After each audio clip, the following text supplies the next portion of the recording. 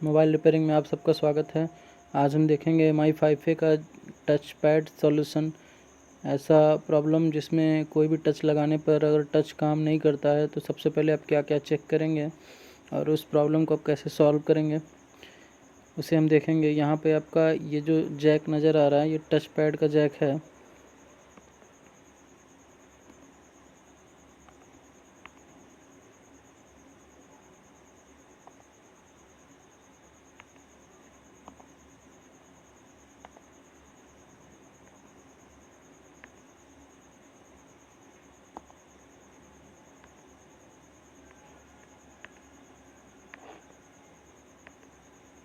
यहाँ पे जो जैक है ये टच का जैक है।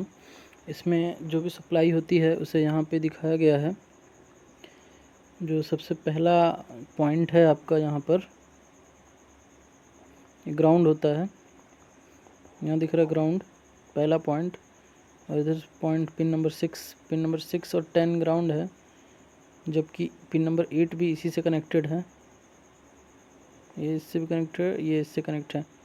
तो इसमें 3 पिन ग्राउंड होगा, ये वाली और ये वाली पिन, ये ग्राउंड है, यानी कि माइनस है।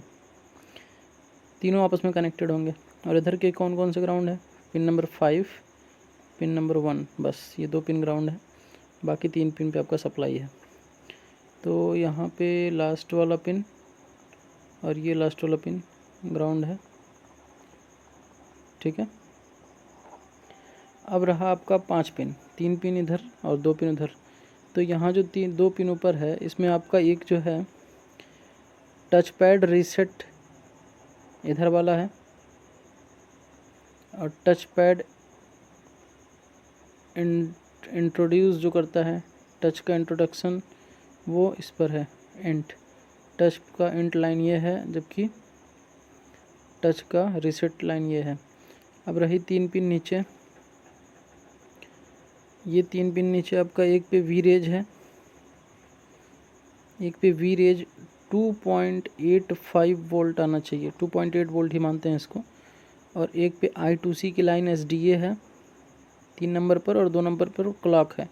2 नंबर पर क्लॉक आता है और 3 नंबर पर डेटा आता है। और ये दोनों आता है कहाँ से? CPU से। और हम देखेंगे कि CPU से निकलने के बाद ये पहले किन रेजिस्टेंस पर होता है और उन रेजिस्टेंस से होकर CPU पर आता है, टच पैड जैक पर आता है। तो अगर वो रेजिस्टेंस फॉल्टी होगा तो भी आपका टच काम नहीं करेगा। और ये दोनों वोल्टेज जो होता है वो 1.8 वोल्ट होता है, जबकि वीरेज सप्लाई 2.8 वोल्ट आनी चाहिए। और बाकी सारे पिन ग्राउंड है। और यहाँ पे आपका कोई वोल्टेज नहीं मिलेगा। जब इन पर आप वोल्टेज चेक करेंगे तो कोई वोल्टेज शो नहीं करेगा। ये रीसेट लाइन है और इंट्रोड्यूस लाइन है। तो आपका यहाँ पे रीसेट लाइन और एंड लाइन जो है वो यहाँ से कहाँ जाता है उसे हम आगे बोर्ड में देखेंगे। तो आपका यहाँ जो है ये पॉइंट, ये आपका एंड है, और ये बीच वाला जो पॉइंट है वो रीसेट है। ये टीपी जो है वो इंट वाली लाइन है, और ये टीपी जो है वो टेस्टिंग पॉइंट जो है वो रीसेट लाइन है। अब ये जो टीपी है इसका नाम है 2301, टीपी 2301, और ये टीपी 2302, 2301 और 2302 पे जाती है। तो कहने का मतलब ये है कि जो एंड है ये आपका टीपी 2301 पे जाएगा, और ये टीपी 2302 पे जाएगा, ये वाली, ठीक है। और वहाँ से वो आपका CPU में जाता है, ठीक है। अब रही बात यहाँ I2C की लाइन जो है उस पर 1.5 वोल्ट आनी चाहिए और 2.85 वोल्ट वीरेज सप्लाई, जो कि पावर IC से आएगा। इस फ़ोन में पावर IC जो है 8937 से आता है, PM 8937 लगा होता है। उस 8937 से ये वोल्टेज आता है। अगर ये वोल्टेज उस IC से नहीं निकल रही है तो इसका एक सलूशन हम आपको इस वीडियो के लास्ट में देंगे कि अगर ये वोल्टेज नहीं निकल रही है तो उस IC को बिना रिप्लेस किए कैसे इस फ़ोन को रिपेयर करना है। और ये दोनों जो ट्रैक लाइन है SDA और SCL का, ये आपका CPU से आता है, उसको देखते हैं वो कहाँ है। तो यहाँ पे हमारा ये TP हो गया, यहाँ पे ये एंड का है और ये रीसेट का है, ये RST है और ये इंट है टच का। ये 2 पिन का हो गया आपका। बचा नीचे का 3 पिन, जिसमें एक पिन जो है उस पर 2.85 वोल्ट और एक पिन जो है उस पर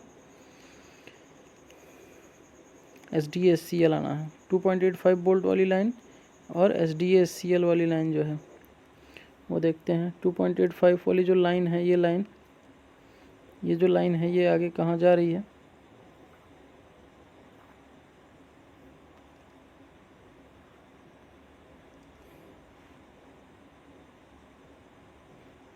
ये लाइन देखिए यहाँ से नीचे इस पे आ रही है TVS 2304 पे, 2304 TVS, और ये जा रही है टेस्टिंग पॉइंट TP 2303 पे। ठीक है, तो इसको हम देखेंगे बोर्ड में TP 2303 कहाँ है। तो पहले TVS 2304 आपका यहाँ दिख रहा है और TP 2303 आपको देखना होगा यहाँ पे कहीं। TP 2303 TVS 2304 पर वो सप्लाई आएगी 2.85 वोल्ट वीरेज है। ठीक है, अब ये जो वीरेज है वो इस कैपेसिटर पर भी होती है, 2301 पर भी आती है और वहाँ से जैक पर जाती है। ठीक है, और TP करके जो था वो हम देखेंगे। ठीक है, ये जो TVS करके है डायोड टाइप का, ये आपका जो है 2.85 वोल्ट इस पर आता है और इस कैपेसिटर पर आता है, फिर यहाँ से निकल के इसके पिन नंबर 2 पर जाता है। ये ग्राउंड है, पिन नंबर 2 पर जाएगा। अब इधर के 2 पिन और बचे हुए हैं SDA और SCL के। तो जो आपका इधर से जो पहले 2.85 वोल्टेज मिलेगा, उसके जस्ट बाद वाली जो लाइन होती है वो SDA की है, डेटा की है और फिर क्लॉक की है। तो उसके जस्ट बाद वाली लाइन डेटा फिर क्लॉक, तो वो दोनों डेटा क्लॉक आपका यहाँ जो 2 रेजिस्टेंस नज़र आ रहा है उस पे जाती है। यहाँ जो आपका रेजिस्टेंस नज़र आ रहा है इस पे से होकर जाती है CPU के अंदर, और देखते हैं वो कहाँ से जा रही है।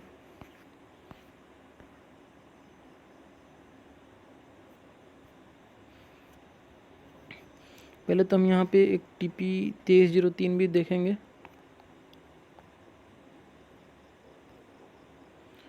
तो यहाँ देखिए TP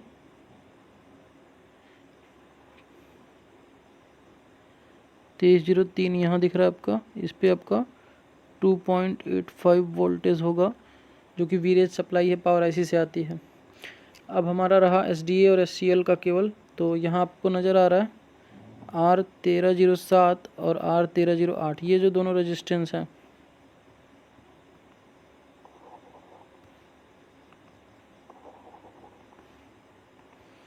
R1307 और R1308, इन दोनों रेजिस्टेंस पे डेटा और क्लॉक आता है, SDA और SCL।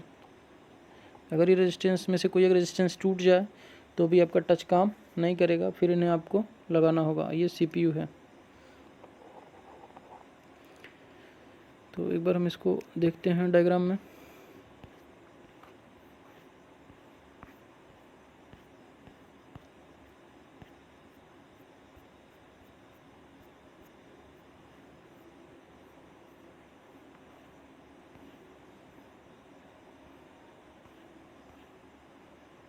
ठीक है, यहाँ पे दिख रहा रेजिस्टेंस,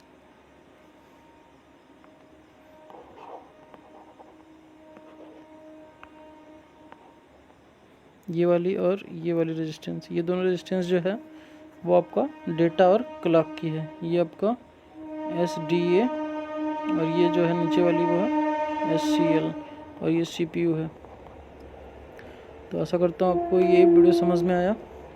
इतना कुछ करके आप रिपेयर कर सकते हैं। यहाँ पे आपका इंट लाइन है, ये रीसेट लाइन है बीच में, ये आपका जो है 2.85 वोल्टेज वाली लाइन है। इंट और रीसेट पे आपको वोल्टेज नहीं मिलेगा। SDA SCL ये जो 2 रेजिस्टेंस आपको नज़र आ रहा है SCL और SDA का, उन पर आपको वोल्टेज मिलेगा।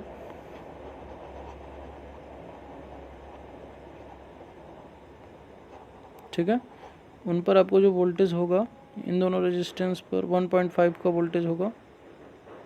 बस आपकी सारी पिनें कंप्लीट हो गई। 2 पिन यहाँ, 3 4 5, पाँचों पिन का ये कनेक्शन हो गया। आपका ये जैक है, इसमें ये आपका लास्ट वाला ग्राउंड है, फिर ये ग्राउंड है, फिर एक पिन है, फिर ये ग्राउंड है। तो कहने का मतलब ये आपका ये ग्राउंड हो गया। बचा ये 2 पिन, एक में आपका इंट हो गया तो, और एक में रीसेट। ठीक है, तो आपका यहाँ जो है वो इंट नहीं है, सॉरी, ये रीसेट की पहले होती है और फिर इंट की होती है। ये आपका रीसेट हो गया, touch pad reset, TP reset है, और ये आपका टीपी इंट है। और रही पिन नीचे आपका एक ग्राउंड, फिर सप्लाई, फिर सप्लाई और फिर ग्राउंड। तो यहाँ नीचे 2 पिन ग्राउंड होती है। इसमें आपका पहले डेटा आएगा SDA, जो कि ये ऊपर वाला है, और फिर आएगा आपका SCL, जो कि ये नीचे वाला रेजिस्टेंस है, और फिर सॉरी, ये SDA आपका मिस्टेक हो गया। SDA जो है आपका वो, ये तो पहले आपका वीरेज है 2.85, जो कि इस पे जाएगा। ये आपका SDA है जो ऊपर वाले रेजिस्टेंस पर, और ये SCL है जो इस नीचे रेजिस्टेंस पर। ठीक है, आपका यहाँ से ये 2.85 वोल्ट सीधे जाता है PM 8937। ठीक है, अगर ये 2.85 वोल्टेज नहीं आता है तो इसे हम PM 8937 को रिप्लेस कर बना सकते हैं। अगर आप चाहें बिना रिप्लेस किए बनाना तो उसे कैसे बना सकते हैं। ये जो 2.85 वोल्टेज है इस जैक के इस पॉइंट पर आना है, उस सप्लाई को आप कैसे ठीक करेंगे, तो उसके लिए यहाँ पे आपको देखिए एक ट्रिक है, बहुत ही अच्छा ट्रिक है और मैंने करके देखा भी है, सक्सेसफुली वर्किंग है। ये आपका यहाँ पर कैमरे का जैक होगा, यहाँ नज़र आ रहा है,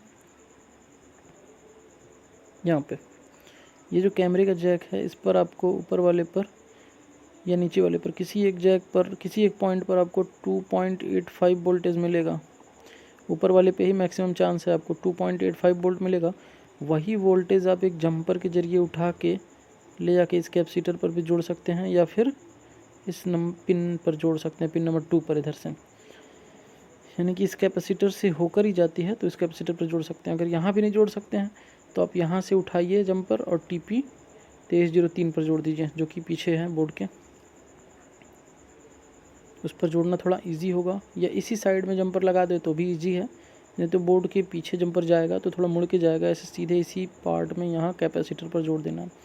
तो कैमरे के जैक से 2.85 वोल्ट उठा के टच पैड के जैक पे दे दीजिए, आपका वो वीरेज सप्लाई का जो लफड़ा है वो सॉल्व हो जाएगा। जबकि SDA